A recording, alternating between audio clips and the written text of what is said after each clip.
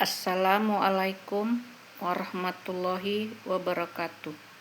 Selamat pagi kepada Bapak, Ibu, saudara-saudari sekalian, terutama kepada dosen pengampu mata kuliah hukum perlindungan konsumen, serta rekan-rekan sekalian yang menyaksikan video ini. Om Swastiastu, Namo Buddhaya, salam kebajikan. Perkenalkan, nama saya Juria Panggabean, mahasiswa program studi ilmu hukum Fakultas Hukum Universitas Sibermu. Pada kesempatan kali ini, saya ingin mempresentasikan secara khusus untuk memenuhi tugas pengganti ujian akhir semester atau UAS. Di sini saya akan memaparkan analisis mendalam mengenai sebuah topik yang sangat relevan dengan kehidupan kita sehari-hari, yaitu efektivitas perlindungan konsumen dalam transaksi e-commerce di Indonesia, tinjauan hukum di era digital.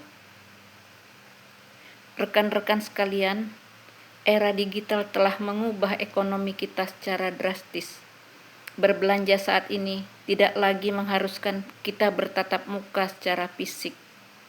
Berdasarkan data transaksi e-commerce di Indonesia terus mengalami lonjakan yang luar biasa setiap tahunnya.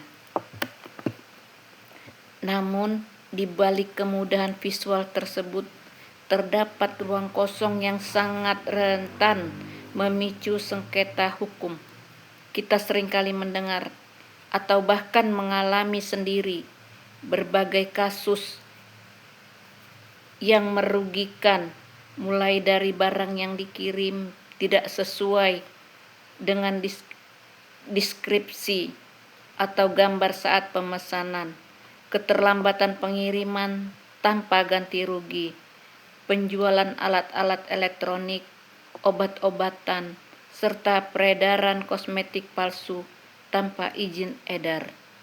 Kebocoran data pribadi pengguna hingga modus penipuan berkedok toko barang langsung dari gudang merupakan toko fiktif. Ketika konsumen mengalami kerugian ini, seringkali mereka bingung kemana harus mengadu. Apakah hukum kita di Indonesia saat ini sudah cukup kuat dan efektif untuk mengejar pelaku usaha yang nakal di dunia maya? Masalah penegakan hukum dan lemahnya posisi konsumen, inilah yang menjadi inti masalah yang akan kita bedah. Berdasarkan permasalahan tersebut, presentasi ini memiliki beberapa tujuan utama. Pertama, untuk memetakan regulasi hukum apa saja yang saat ini mengikat transaksi e-commerce di Indonesia. Kedua, untuk menganalisis sejauh mana efektivitas implementasi hukum perlindungan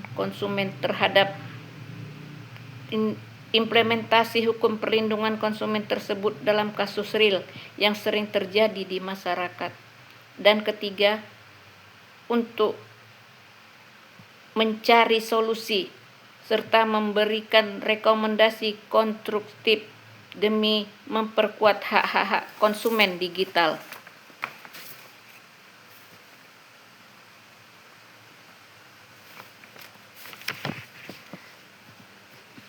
Mengapa topik ini penting? Mengapa topik ini sangat relevan dan mendesak untuk dibahas dalam dunia hukum saat ini?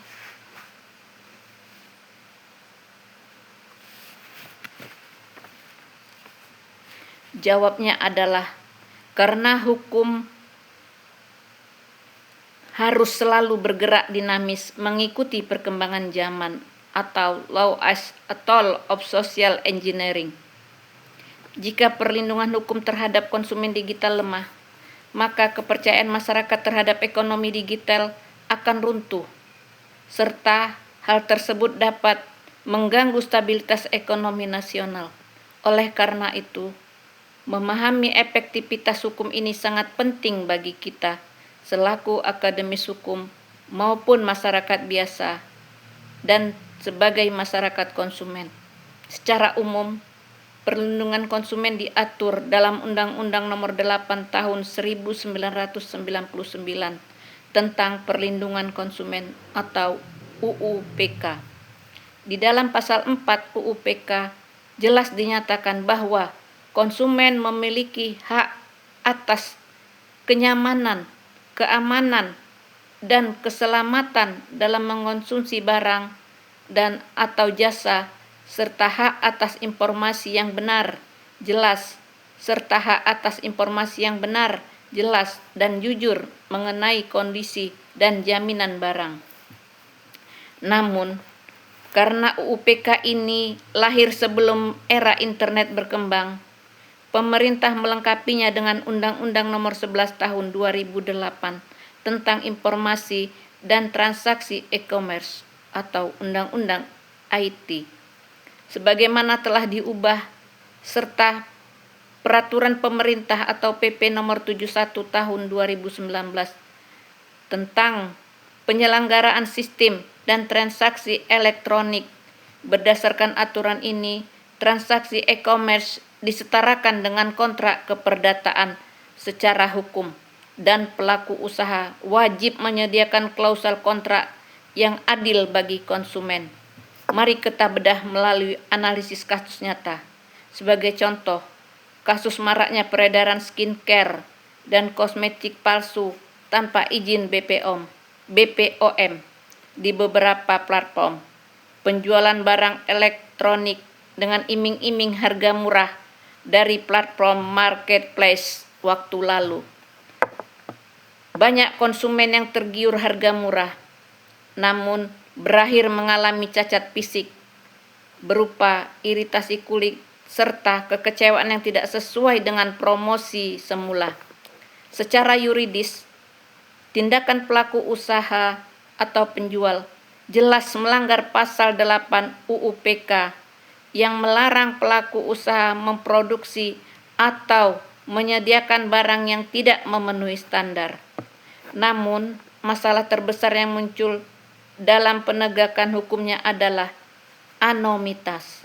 Pelaku usaha dengan mudah menutup platform marketplace, seringkali berlindung di balik argumen bahwa mereka hanya menyediakan tempat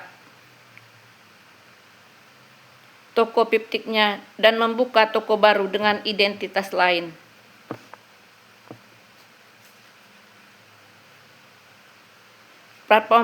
Platform marketplace seringkali berlindung di balik argumen bahwa mereka hanya menyediakan tempat atau safe harbor policy dan bukan penjual langsung, sehingga mereka melepaskan tanggung jawab atas kerugian material dan fisik yang diderita konsumen.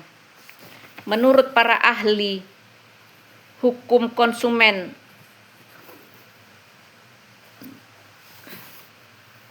salah satunya Profesor Yunus Sidabalok, hukum perlindungan konsumen kita menganut ajas keseimbangan. Kedudukan konsumen yang secara ekonomi lebih lemah harus diproteksi secara ketat oleh negara. Namun, dalam realitas digital, asas ini sulit tercapai. Jika dibandingkan dengan sistem hukum di Eropa melalui General Data Protection Regular atau GDPR dan aturan e-commerce,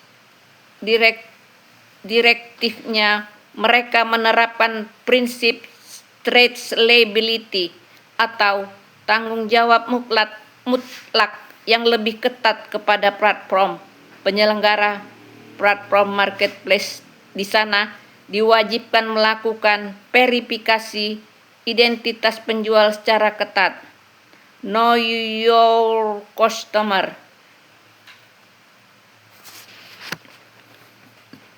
sebelum diizinkan berjualan. Di Indonesia, aturan verifikasi ini masih relatif longgar, sehingga ada penipuan masih sangat terbuka lebar. Bagaimana penerapan hukum ini berimplikasi dalam kehidupan sehari-hari? Saat konsumen mengalami kerugian, misalnya tertipu sebesar Rp100.000, mereka cenderung enggan melapor ke Badan Penyelesaian Sengketa Konsumen atau BPSK atau kepolisian karena biaya penanganan dan birokrasi dinilai jauh lebih besar daripada nilai kerugiannya. Hal ini membuat efektivitas hukum kita menjadi lemah secara empiris.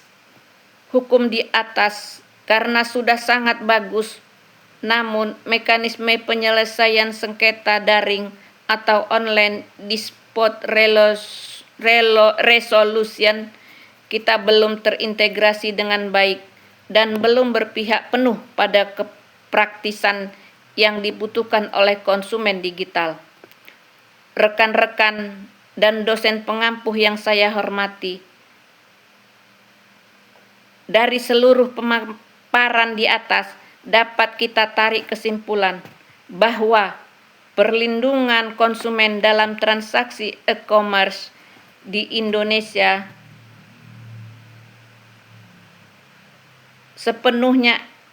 belum sepenuhnya efektif secara regulasi atau substansi hukum.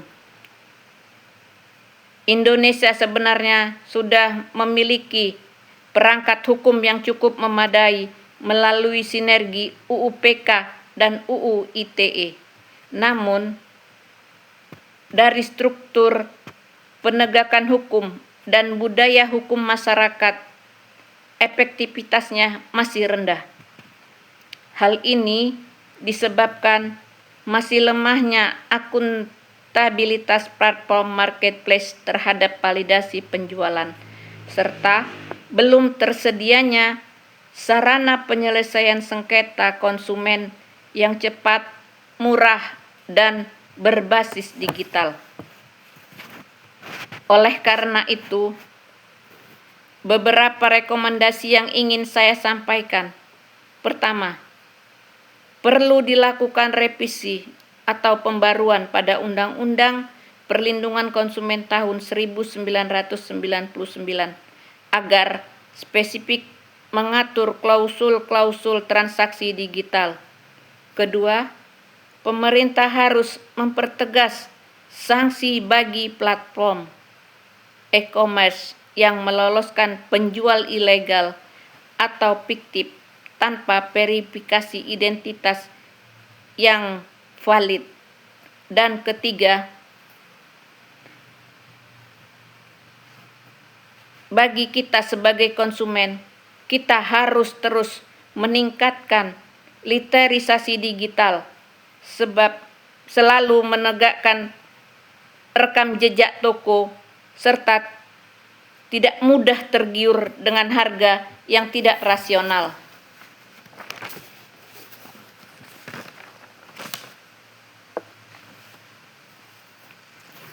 Perlu dilahirkan revita atau pembaruan pada Undang-Undang Perlindungan Konsumen tahun 1999 agar secara spesifik mengatur klausul-klausul digital. Pemerintah harus mempertegas serta memberikan sanksi bagi platform e-commerce yang meloloskan penjual ilegal digital, selalu mengecek rekam jejak toko, serta tidak mudah tergiur dengan harga murah yang mereka iming-imingkan atau mereka janjikan. Demikianlah pemaparan prestasi UAS dari saya mengenai efektivitas perlindungan konsumen di Indonesia ditinjau di era digital. Saya berharap analisis ini dapat memberikan kontribusi kontribusi pemikiran yang bermanfaat bagi perkembangan hukum positif di Indonesia. Saya ucapkan banyak terima kasih yang sebesar-besarnya kepada dosen pengampu atas bimbingannya selama semester ini, serta kepada rekan-rekan sekalian atas perhatiannya yang luar biasa selama video ini berlangsung. Mohon maaf atas segala kekurangan-kekurangan dalam penyampaian. Wabillahi taufik wal hidayah. Wassalamualaikum warahmatullahi wabarakatuh. Hidup rakyat konsumen. Terima kasih.